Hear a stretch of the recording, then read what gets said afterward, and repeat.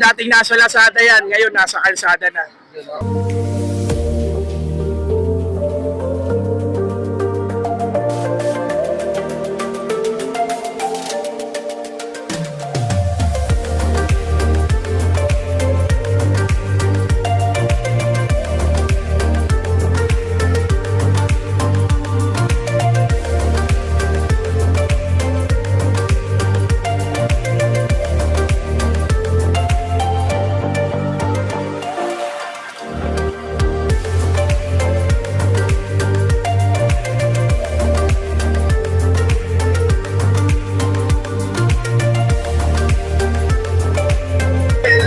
Natural pa.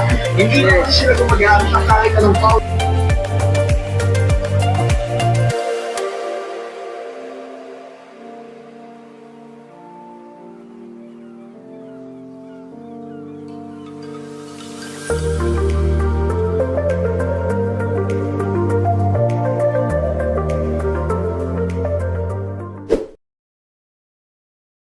What's up mga kayo? Welcome back sa ating panibagong episode.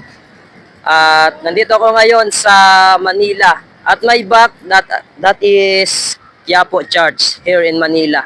At this time ay explorein ko kung ano nga ba ang meron dito sa Quiapo. Na kung ano yung makikita natin dito. Kasi maraming pumupunta ng mga tao dito. At ngayon, habang pahapon ng pahapon ay marami yung dumadagsa ng mga tao. At tara, titignan natin kung ano nga ba ang meron dito.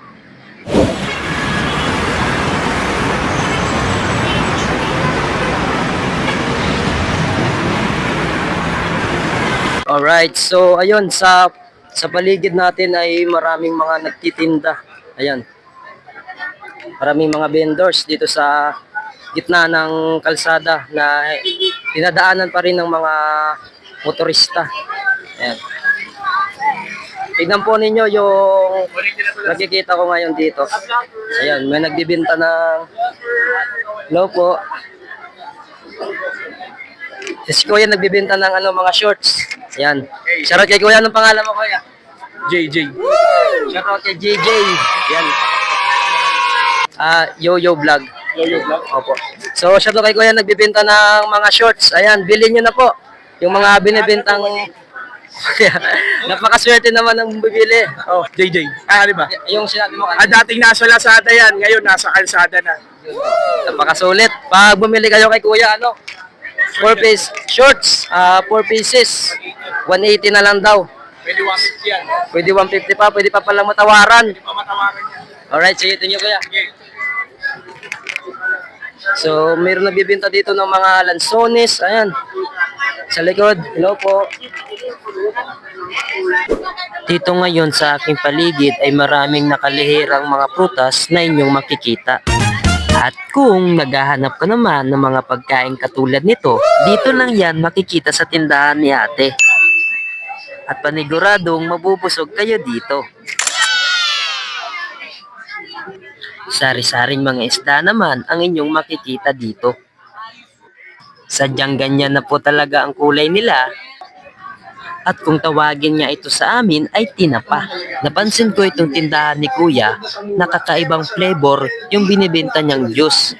At kung tawagin ay dragon fruit. At patok na patok nga talaga ito sa panlasa ng mga Pinoy.